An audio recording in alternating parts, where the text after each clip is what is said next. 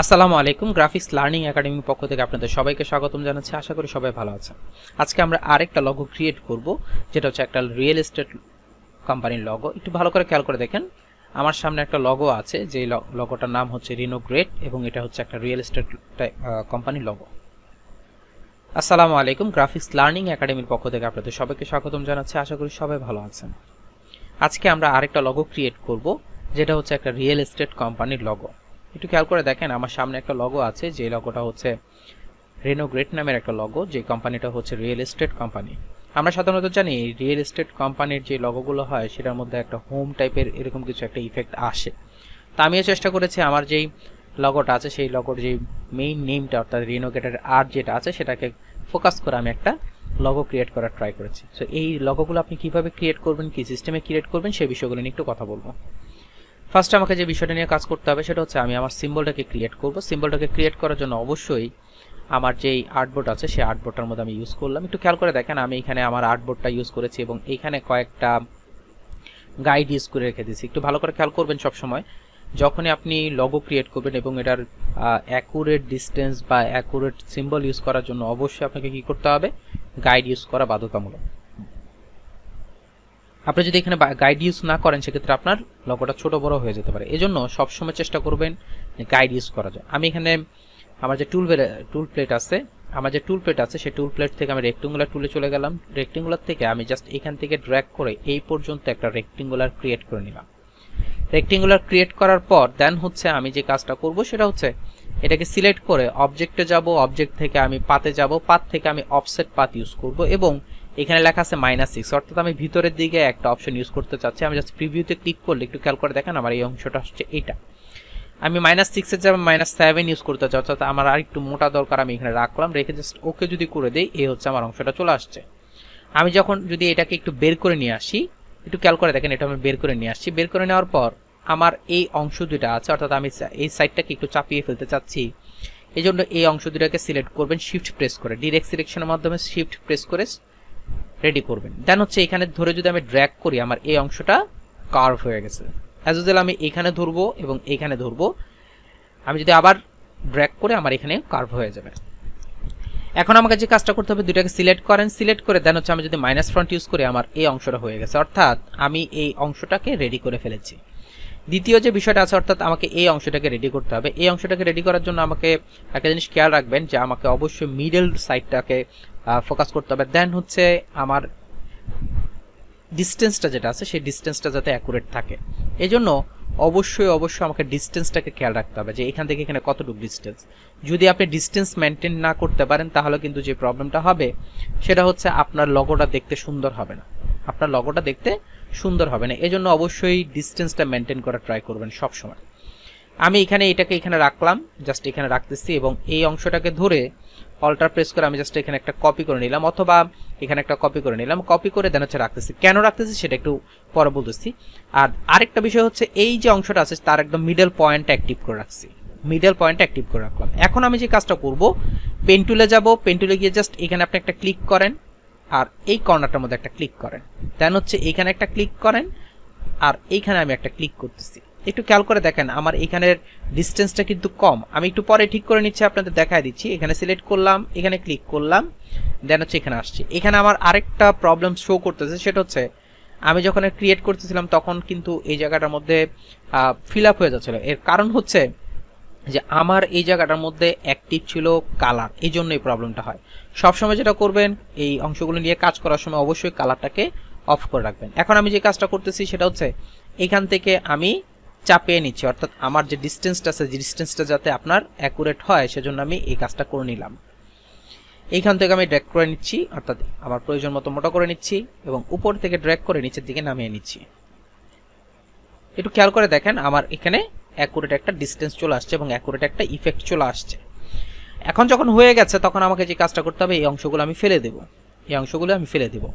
একটু খেয়াল করে দেখেন এখানে আমি একটা ডিজাইন ইউজ করেছি, অর্থাৎ আমার এই অংশটাকে একটু ভিতরের দিকে নিয়ে আসছি। এটাকে করার জন্য আমাকে যেটা করতে হবে, জাস্ট একটা লাইন টুল ইউজ করেন এবং এখান থেকে ড্র্যাগ করে আপনি আপনার প্রয়োজন মতো যতটুকু নিতে চান আপনি নিয়ে রেখে দেন। আপনি চাইলে এটাকে আরেকটু চাপাতে পারেন, অর্থাৎ ডিস্টেন্সটাকে যদি কমাতে চান কমাতে পারেন, আপনি যদি ডিস্টেন্সটা বাড়াতে চান আপনি বাড়াতে পারেন, বাড়িয়ে কাজ করতে পারেন। আমি আপাতত এখানে রাখলাম। দেন আর একটু জুম করে আমি আরেকটু বড় করে নিলাম যাতে আপনার বোঝা যায়। এই হচ্ছে আমার অংশটা। আমি সিলেক্ট করলাম, দুইটাকে সিলেক্ট করলাম, দেন হচ্ছে এটাকেও সিলেক্ট করলাম। সিলেক্ট করে আমি যদি ডিভাইড অপশনে প্রেস করি, আনগ্রুপ যদি করি, আর এই অংশটাকে ধরে যদি ফেলে দেই, দেখেন আমার ইফেক্টটা চলে আসছে। অলরেডি। দেন হচ্ছে আমার এইখানে আরেকটা ইফেক্ট আসছে, সেটা হচ্ছে আমাকে এখানে একটা অপশন ইউজ করতে হবে। সেই অপশনটা আমি ইউজ করতে চাচ্ছি। এই জন্য অবশ্যই আমাকে যেটা করতে হবে, আমি ড্র্যাগ করে এখান থেকে একটা গাইড ইউজ করে নিব। কেন গাইডটা ইউজ করব? যদি গাইড ইউজ না করেন সেক্ষেত্রে আপনার যে প্রবলেমটা হবে, অ্যাকুরেট সমান হবে না। আমি এখান থেকে ড্র্যাগ করে আমার প্রয়োজন মতো অংশটা নিয়ে নিচ্ছি। আমি এখান থেকে নিয়ে নিলাম, এই পর্যন্ত নিয়ে নিলাম। আপনার যদি ইচ্ছা হয়, আপনি ইচ্ছা করলে আর একটু বড় করে নিতে পারেন, আপনি ইচ্ছা করলে এখানে রাখতে পারেন। এটা সম্পূর্ণ ডিপেন্ড করবে আপনার। এখানে খেয়াল করে দেখেন, আমি এই জায়গায় নিচ্ছি কারণ হচ্ছে এই অংশটা অনেক বেশি ছিল, অর্থাৎ লম্বাটে ছিল এই অংশটা। আপনি চাইলে এই অংশটাকে লম্বা করতে পারেন, আপনার প্রয়োজন মতো আপনি ইচ্ছা করলে ইউজ করতে পারেন। আমি এখান থেকে আপাতত এই পর্যন্ত নিয়ে নিলাম। নিয়ে এই অংশটাকে সিলেক্ট করলাম। সিলেক্ট করে আমি যদি এই দুইটা অংশকে ধরে অ্যাড করে দিই তাহলে হয়ে যাবে। আরেকটা কাজ করতে পারেন, আপনি যদি চান যে এইখান থেকে আমি ইউজ করবো, অর্থাৎ একদম সাইড থেকে আমি ইউজ করব, আপনি সেটাও ইচ্ছা করলে করতে পারেন। অর্থাৎ এই দুইটাকে সিলেক্ট করে আমি যদি ইউনিট করে দিই, আমার কিন্তু এই অংশটাকে রেডি হয়ে গেল। আচ্ছা, এখন আমি যে কাজটা করব সেটা হচ্ছে, যেহেতু হোম টাইপের একটা অপশন, সো দ্যাট আমি এখানে একটা হোমের একটা ইফেক্ট ইউজ করব। এখান থেকে ড্র্যাগ করলাম, ড্র্যাগ করে এই পর্যন্ত আসলাম, আমি এই পর্যন্ত রাখলাম। রেখে আমি যদি লাইন টুল ইউজ করি, সবগুলোকে যদি আমি ধরি এবং ডিভাইডে প্রেস করি, আমি সবগুলোকে একটু ধরলাম, ডিভাইডে যদি আমি প্রেস করি, একটু খেয়াল করে দেখেন আমার এগুলো সম্পূর্ণ ডিভাইড হয়ে গেছে। এগুলো প্রত্যেকটা ডিভাইড হয়ে গেছে। এখন প্রত্যেকটার মধ্যে আপনি আলাদা আলাদা করে অংশ ইউজ করতে পারেন। এক্ষেত্রে একটা কথা বলে রাখি, একটু খেয়াল করে দেখেন, এইখানে আমি যে কাজটা করছি মিডলের অংশগুলো একটু ফাঁকা আছে। কিভাবে করলাম সে বিষয়টা একটু কথা বলি। আমি আবার একটু কন্ট্রোল জেড ইউজ করতেছি।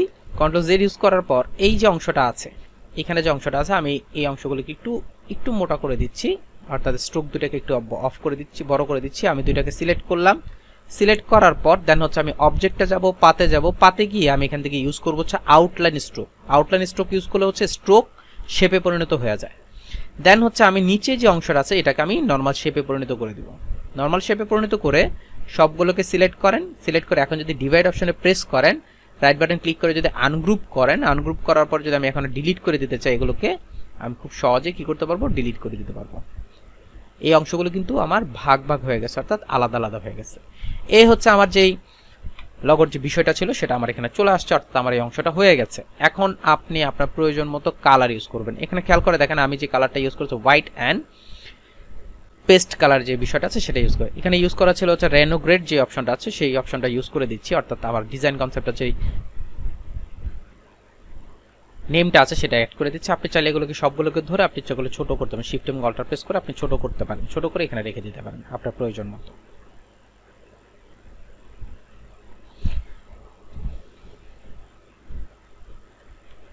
আচ্ছা, এই হচ্ছে আমার অংশটা রাখলাম। দেন হচ্ছে আমি এখানে রেনোগ্রেড যে অপশনটা আছে সেটাকে নিয়ে আসি।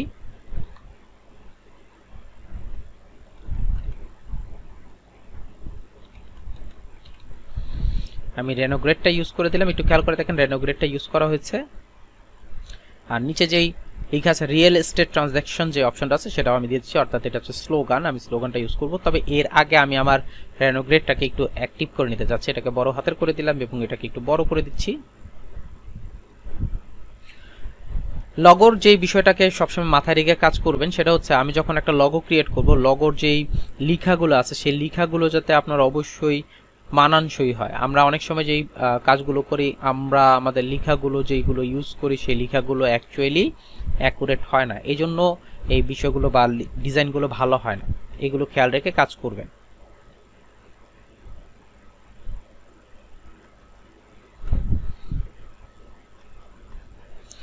দেন হচ্ছে আমি এখান থেকে একটু বড় করে দিলাম, অর্থাৎ একটু সেপারেট করে দিলাম।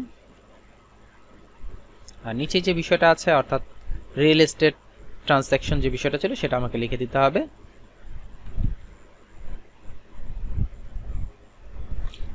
এটা আমি ইউজ করে দিলাম। দেন হচ্ছে আমার এখানে যেটা কাজটা করতে হবে, এখান থেকে আমি চেঞ্জ করে নিচ্ছি। আমি আমার প্রয়োজন মতো আমি আমার এখান থেকে, যেহেতু আপনার এটা স্লোগান, সো দ্যাট আপনার এটাকে আমি তেমন একটা বোল্ড ইউজ করতেছি না, আমি এখান থেকে ইউজ করে নিলাম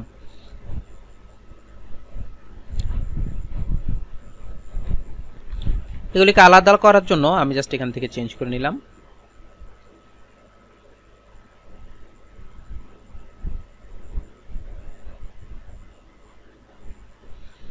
আমার অংশটা হয়ে গেছে। আর এখানে একটা অপশন বাকি ছিল, অর্থাৎ এখানে আমি একটা ইফেক্ট ইউজ করেছি, আমি সেই ইফেক্টটা যদি আমি দিতে চাই জাস্ট এখান থেকে ক্লিক করেন, ড্র্যাগ করে এই পর্যন্ত আপনি আপনার প্রয়োজন মতো একটা লাইন ইউজ করতে পারেন, কোনো প্রবলেম হবে না।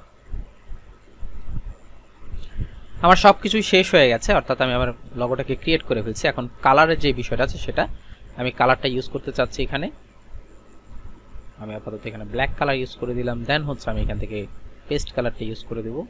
আপনি আপনার প্রয়োজন মতো পেস্ট কালারটা ইউজ করে দেন। এই ক্ষেত্রে আরেকটা কাজ করতে পারেন, আপনার যদি প্রয়োজন হয় আপনি ডিরেক্ট গুগল থেকে দেখতে পারেন যে এই রিলেটেড অংশগুলোর মধ্যে কি ধরনের কালার ইউজ করা হয়, ওই রিলেটেড কালার ইউজ করতে পারেন। আমি এখানে একটু বড় করে দিচ্ছি আর ডার্ক করে দিচ্ছি।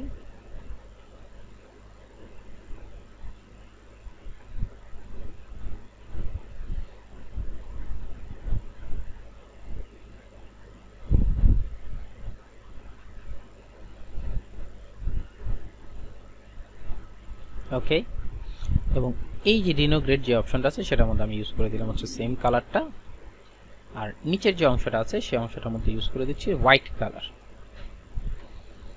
এটার মধ্যে ইউজ করে দিচ্ছি হোয়াইট কালার। এটা কিন্তু অবশ্যই আমি আবার বলতেছি, এটা হচ্ছে শুধু আমার মকআপের জন্য। আপনি ইচ্ছা করলে এটাকে চেঞ্জ করে অন্য কিছু ইউজ করতে পারেন, সেটা সম্পূর্ণ আপনার ইচ্ছা।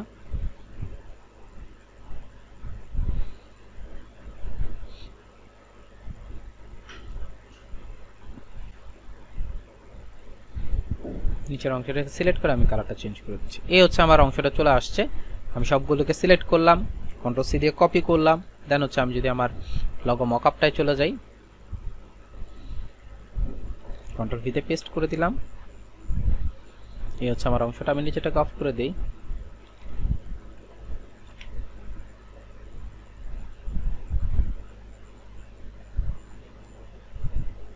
এন্টার প্রেস করে দেই, কন্ট্রোল এখান থেকে এটাকে অফ করে দিই, কন্ট্রোল এস ইউজ করে দিই। একটু খেয়াল করে দেখেন, এই হচ্ছে আমার লগোটা ক্রিয়েট হয়ে গেছে। সো দ্যাট আপনি খুব সহজে কি করতে পারেন, এভাবে আপনি আপনার প্রয়োজন মতো যে কোনো লগো ক্রিয়েট করে কাজ করতে পারেন। তো আশা করি বুঝতে পারছেন। এরপরে যদি কারো কোনো কোয়েশ্চেন থাকে বলবেন, সলভ করে দেবেন।